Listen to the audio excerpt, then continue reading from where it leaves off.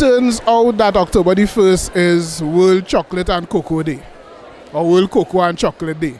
One out of the two. I think it's cocoa and chocolate. Anyway, we didn't know that much about cocoa or chocolate. Besides, cocoa is make chocolate and chocolate tastes nice. It's brown and girls like it, so you buy it for girls. So to get some more insight, we came up to UA to find out exactly where the scene, why are cocoa and chocolate day, and check out some of the innovations around it, right? So join us now as we go and check it out. We go eat our food too.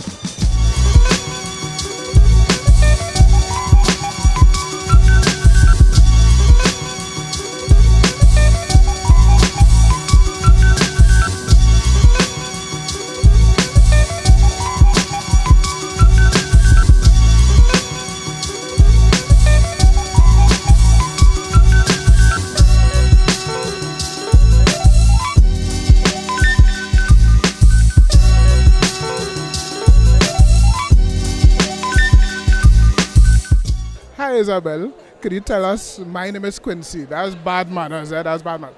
My name is Quincy. That is Bedawi. Okay. Nice to meet you. Could you tell us about your product? Yes, I can. We make totally local chocolates from the bean. My brother has an estate in Rancho Quemado, which is deep south Trinidad, for you all who don't know. And we get the beans fermented and dried already from the estate, and we roast them, shell, grind, and refine it into dark chocolate. We do dark, milk, white, and we make a variety of products from that base chocolate. And it's all about our Cocoa Bell is really all about what it is to be Trinidadian, about local pride, and we really try to focus on that with our products. All of our products are inspired by what we like to eat and how we like to eat things. So that's really it's so that people who are visiting the country can get a taste of who we are, of our story, and that we as locals can take this product away and share our story. So. That's interesting. Give me an example. Okay, for example, I have a chocolate that's made with pineapple and shadow benny, which is inspired by, going to the beach and picking up a bag of pineapple chow. So not many people would know that if you're not a Trinidadian Tobagonian, you wouldn't really know what that is. So that's something when you taste it, it's like, oh, this, if you're a Trinidadian living in another country and somebody brings that to you, like, oh, this takes me back. We have one that's made with tamarind, mango pepper, passion fruits, guava. So each of them have their little combinations, and the way I do it, like I do the sorrel one with clove and cinnamon, because that's how we make our sorrel at Christmas, with those spices. So other countries that grow sorrel may not do the same thing with it, but that's how we do it. So that's what I like to put into the chocolate. So that's nice. It doesn't take me back only. It takes me back, but it takes me forward because I never had a chocolate with shadow benny in it. Well, you want to try one? But of course. So this one is called Mermaid's Kiss. It's like a maracas mermaid kiss, if you will. So it has pineapple, shadow benny, and a little salt as well. So you feel like you've been kissed by a mermaid. Yes, well, you tell me.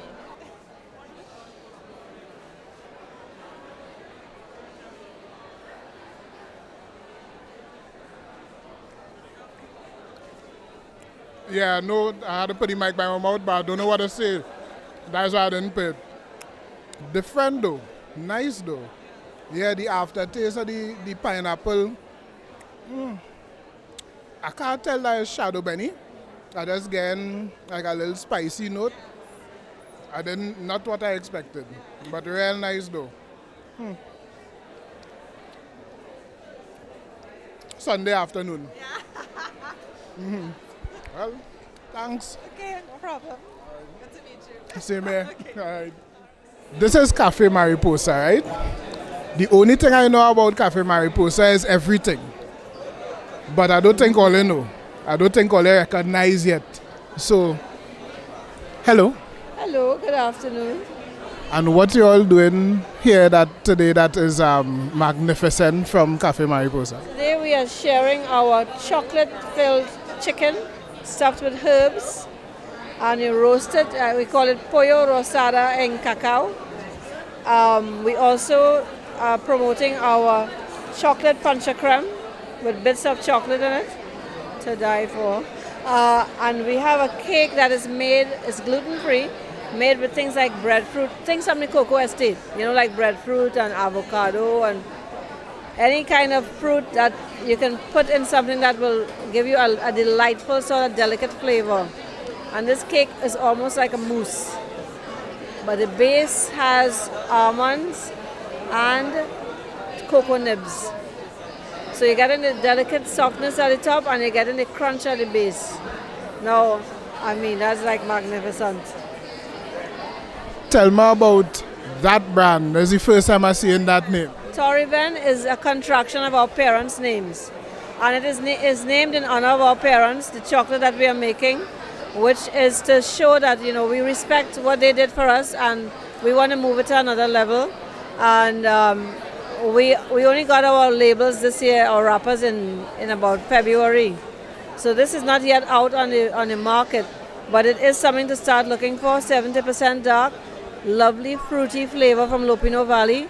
The beans of Lupino Valley either get fruity, nutty, or almost like a perfume. And so the perfume one, when you put it on your tongue, it almost evaporates. It makes you kind of high, but it is wonderful. So you can almost profile Lupino's flavor. And we are the first people to make chocolate in Lupino, and we really want people to understand that this can be done in Trinidad.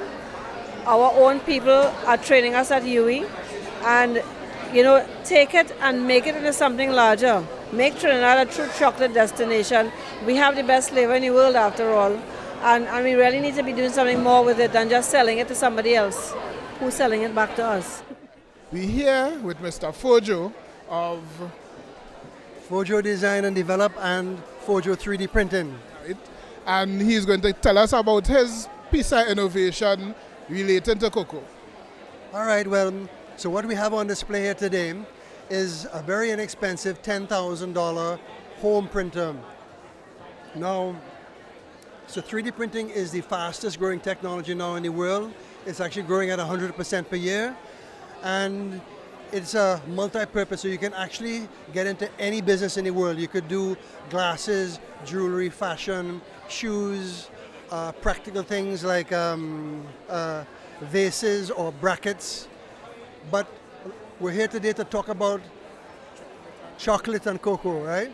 So we can actually use this machine in the field of the cocoa industry by making molds, so that any small chocolate maker can buy one of these machines and they can make any kind of mold that their mind can conceive of. Now this is the first time in history, I can look into the camera? Right, okay. So this is the first time in history where you can use the words mass customization, because it used to be mass production or it's customization.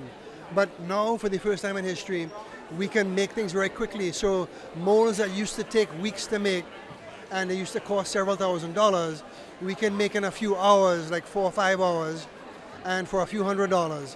So this now puts it into a whole new world where a small chocolate maker gets a little gig to make chocolates for like a wedding, and they need 200 chocolates, and we can download from the web something that the couple likes, or we can custom design. We can even scan the couple's faces, so you get 2 faces, and we can put their name. We can say congratulations, David and Lorna, and make it like a beautiful custom chocolate, and then we can make 200 for them. And because it's such a low-cost technology, it makes sense to do it for that one time, and then they can keep the mold, and they can make a sign of it, so we can actually make it into like a sort of permanent 3D medallion that they can put on the wall. So so for like a very low cost, they can get custom chocolates. So a lot of these small chocolatiers can make chocolates for small batches that they never could before. Hello, nice to meet you. And you? You also? I assume you're an artist. I am. And what type of art do you do? This is China painting. Another word is ceramic texture, which you fire in a kiln. It's not at all what watercolor and oil do. This is an art where chemistry is involved.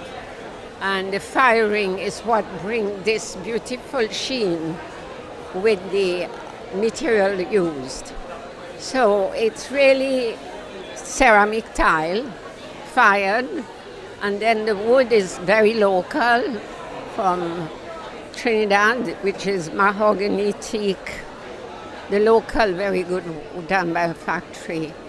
And this is something I've done for quite a few years. The work looks very nice. I assume that you are inspired by cocoa. Oh yes, because I always was ahead of time many moons ago when I came from Switzerland. I've always seen what others didn't see. A simple thing like this, people didn't realize this is what holds the coconut when they're growing. And there were many things taken for granted. What is she picking up on the beaches all the time? And this really how I absorbed all the local stuff. Staying in the country, being with cocoa tree, it never left me. And then luck have it that I started to be known, who I was working for myself. People wanted my design in their shop. And then the cocoa board started to open their doors to make chocolates 10 years ago or so. And they found out that there was someone who could paint cocoa on tile, and the relationship became quite serious, you know?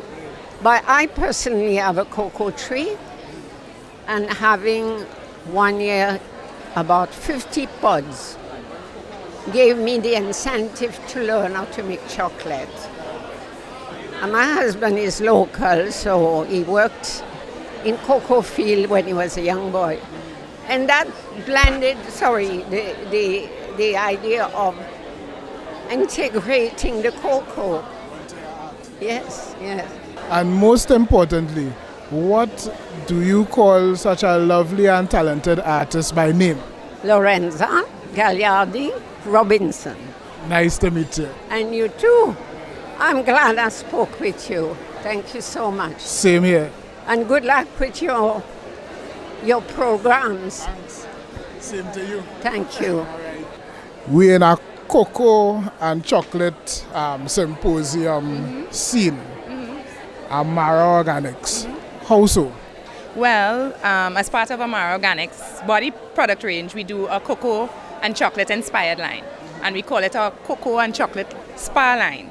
So we use high quality Trinitario cocoa and chocolate, and we infuse that in our formulations. So we've come up with 3 different soaps, 2 lip butters, and a body scrub thus far. Excuse again, the what cocoa? Trinitario cocoa. It's one of the specialty cocoas that is grown in Trinidad and Tobago, that is indigenous to Trinidad and Tobago, and that's part of our branding, things that come from here, things that belong to us. And as such, that's why we deliberately chose to work along with a supplier for us to get that particular supplier of cocoa.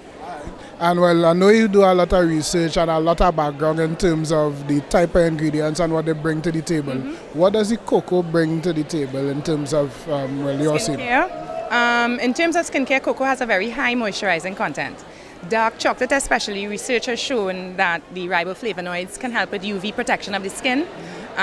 It also is there's an anti-aging property to it. So we have explored that and decided to try it in our skincare products, and those are the 2 major benefits. That's good benefits. I think I need some for right here. Right, this part alone. Just that part alone. Well, no problem. We could fix it up. The rest could be that, but this part need to stay like 23, 24, that kind of. Yeah, no problem. We could help you out there. Right. Yeah, Nice. we could help you out there. All right. Which one is your best seller, by the way? At the moment, our dark chocolate, which is completely sold out right now. the dark chocolate, is the best one, primarily because of the cocoa nibs. We put cocoa nibs in the soap, and that adds an exfoliating quality to it. So it's scrubby and it's really nice on the skin, so you get that nice sensation and the smell of the chocolate and everything. So Yeah, no. And I'm telling you, we need to put some kind of barrier around here, because in a cocoa and chocolate scene, you pass and you smell this, your mind try and eat a soap or something. Your mind really try and eat a soap. Serious. I believe if you had any complaints about people putting it on and like the spouse or something try to eat them. Nothing like that yet. Nothing. Because you're dangerously close to that. It's smelling fantastic. Yeah, I ain't gonna lie. Thank you. But thanks for your time. No problem. Thank you.